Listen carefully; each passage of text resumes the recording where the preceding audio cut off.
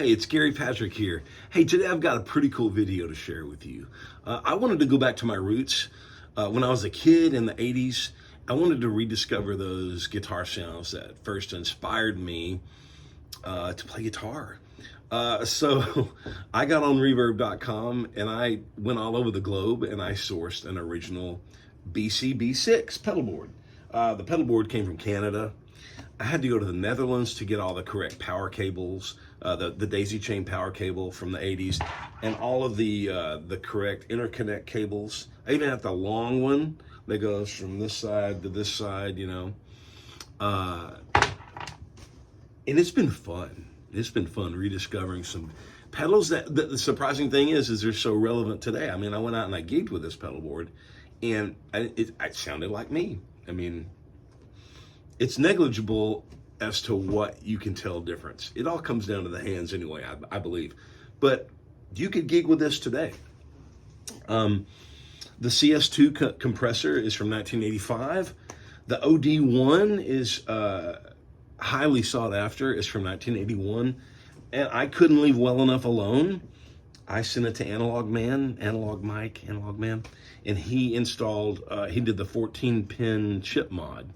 So the original OD1s had a really long 14-pin chip. And I gotta tell you, it sounds really good, by the way.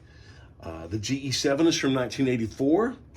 I've always loved the CE3 chorus pedal. That's from 1982. I've got a DM3 from 1987. It's the newest pedal on the board. And then the DD2 from 1985. So yeah, I'm gonna do a demo. And not only am I going to demo this board, but I'm going to demo it with two more Boss overdrives. I'm going to switch them out. I've got an SD1. There you go. Everybody's played an SD1. And then I've got an OD3, which I've loved an OD3 for years and years. And of course, I couldn't leave well enough alone. I sent it to Analog Man. And he upgrades the components, and it just sounds like an OD3 better. It sounds great, clear, really good. One more thing before I grab a guitar is you ask, okay, so all of these pedals from the 80s, they're ACA, Boss ACA. So how am I gonna power all these when I'm using a PSA? I've got a PSA adapter. I've used some 3M dual lock and I've attached it here. Well, the answer to that question is as long as you have one PSA pedal in the chain, it'll work. So what I did is, since I was going to send my OD1 to Analog Mike, I asked him to do the PSA mod because all of my other overdrives are PSA as well. So that's how that works. It's actually really simple. Okay, I'm gonna grab a guitar, and I've got my vintage Deluxe Reverbs. I waited my whole life to get these amps. I've got a 66 and a 76. They both sound very different. They both have the bright cap snipped on the reverb channel, and they both have Celestion Alnico Gold Speakers currently. All right, I'm gonna grab a guitar and I'll see you in a second. All right, I got a guitar. Let's play this pedal board. This is my unaffected guitar sound.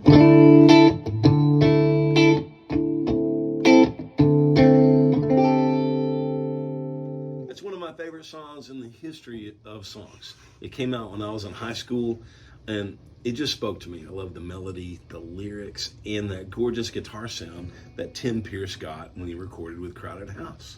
I didn't understand it when I was a kid, but he was playing the compressor pedal for sure. And that's what this is.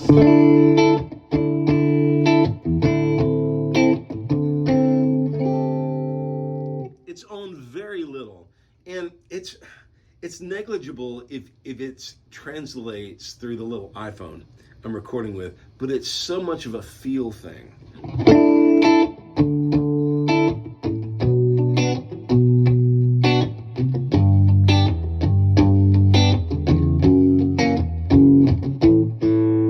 Let's add this DD2.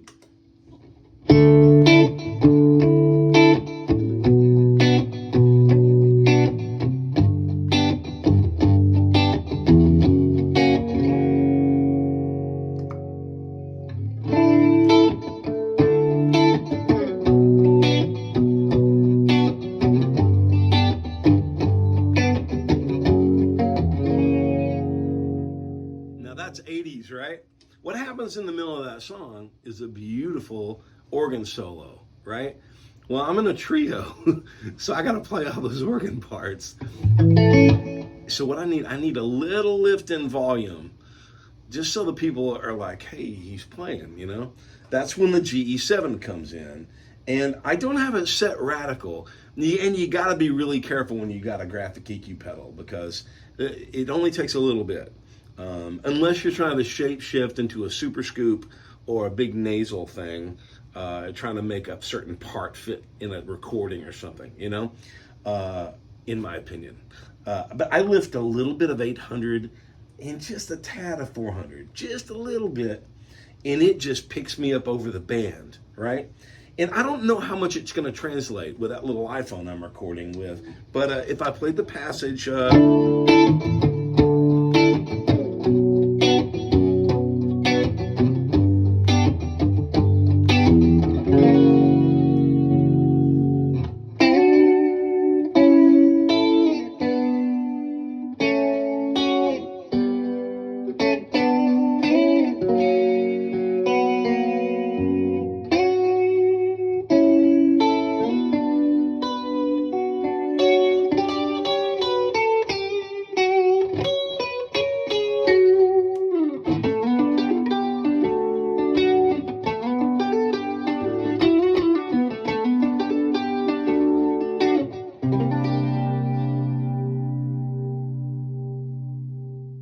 Beautiful. All the textures are there.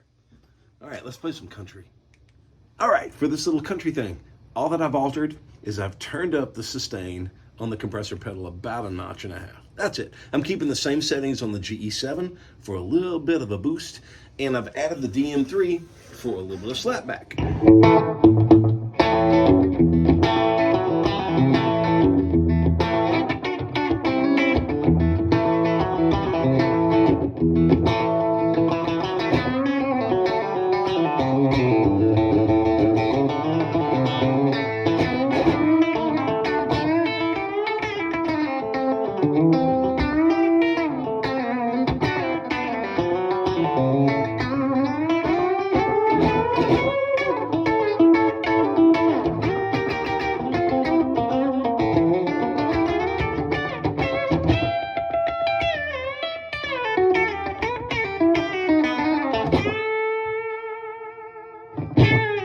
Here we are at overdrives. So here we have the OD1, and that is Boss's earliest overdrive pedal.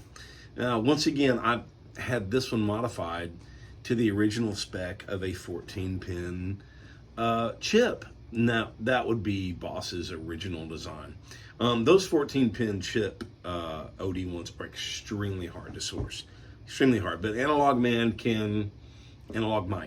can mod yours. I think it sounds really good. I'm going to play a little bit. The overdrive is at about 11 o'clock right now.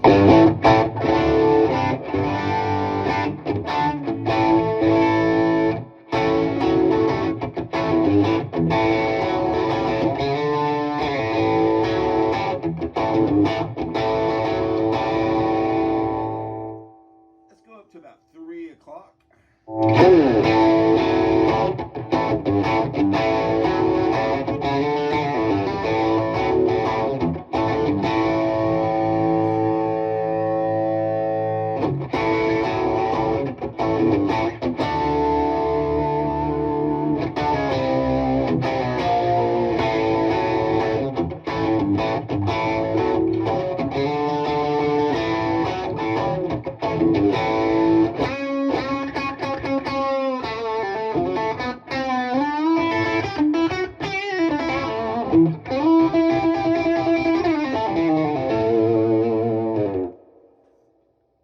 If you notice, this overdrive doesn't have a large bottom end to it.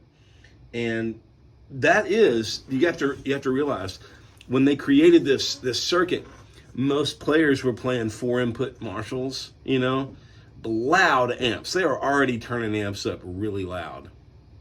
There was already content of muscle down low. So they didn't need a lot of low end off this. It would just make it extra muddy, right? That's a pretty cool characteristic, actually, because in my world and in today's music, when I'm making, you know, country, rock, pop, whatever, as a guitarist, my job is to support the vocals, right? So if I'm on a gig and I'm playing,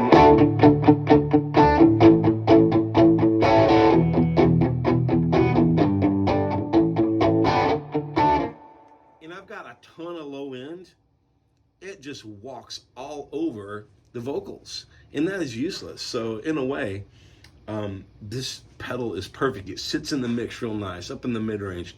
I know that you weren't looking for chicken soup for the guitar player's soul from Gary Patrick today. I just thought I would offer some real-world experience over my almost 35 years of playing for a living. So this is pretty cool. Let me show you how I would use it with the rest of these pedals in like a song setting. The overdrive's around 10 o'clock, something like that. And I'll use a compressor to thicken it up or something. Let's use the DM3.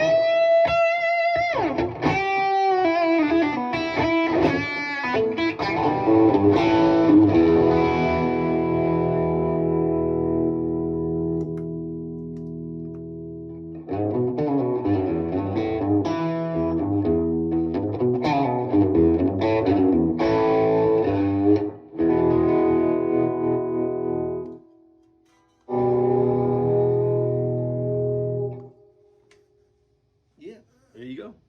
Let's look at another pedal. Let's look at the SD1. All right, it's time for the SD1 overdrive.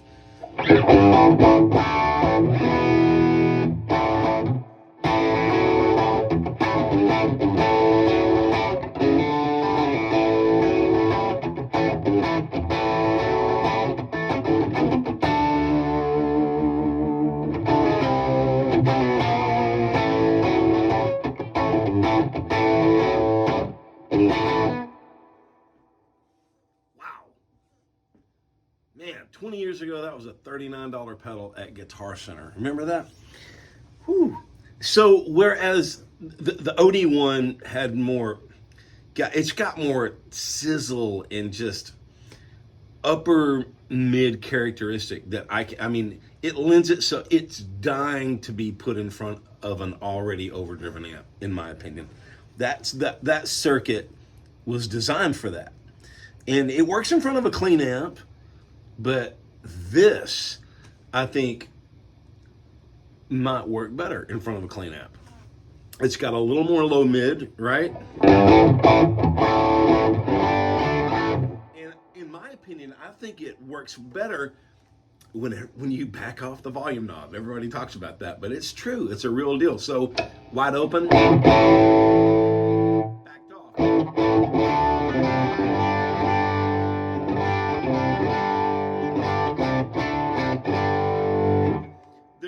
The range of usable tone seems to be a little bit better with this pedal when I back off the volume knob. I'm not trying to discourage you from buying an OD1 and having this experience, because that thing sounds killer. There is a clarity sometimes it may not transfer through an iPhone, and I should set up microphones. I know you guys are going to beat me up for that, but I'm just kind of a speed guy. I'm kind of a stick and rudder man. Yeah, set it up, press play. But this sounds killer. I love it. So let me back off the volume a little bit.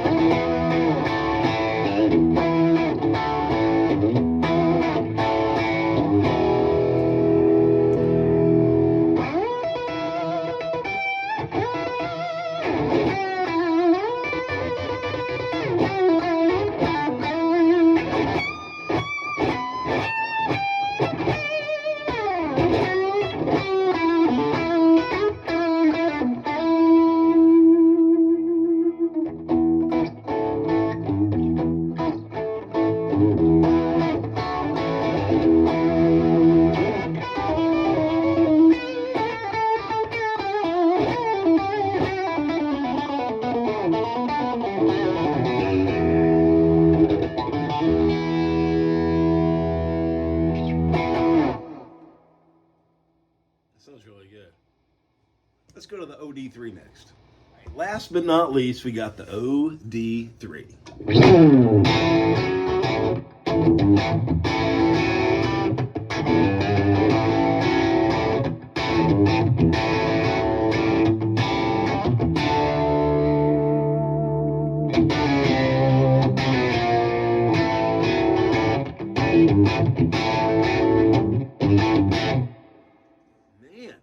That just sounds like a cranked up vintage amp to me. It kind of sounds like it turns those Fenders into like a Marshall with a 412.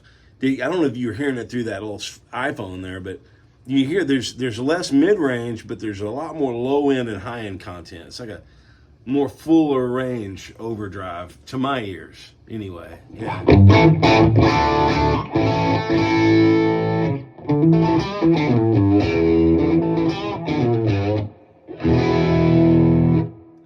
There's a lot of low end in there to me. Let me crank the gain up from 11 to about 1 or 2. And then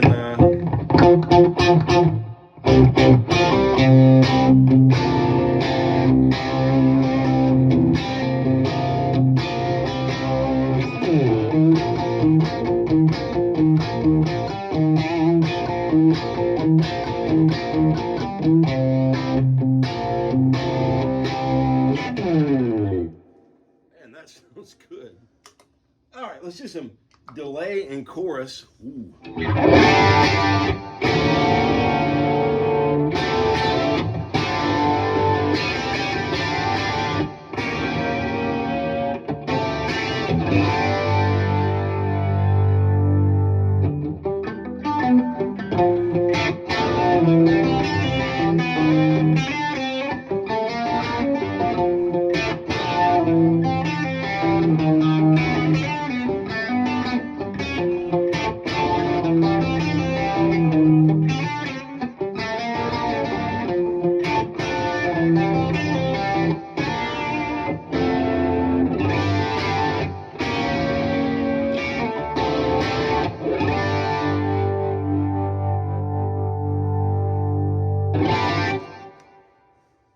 Folks, thanks so much for taking time to watch the video.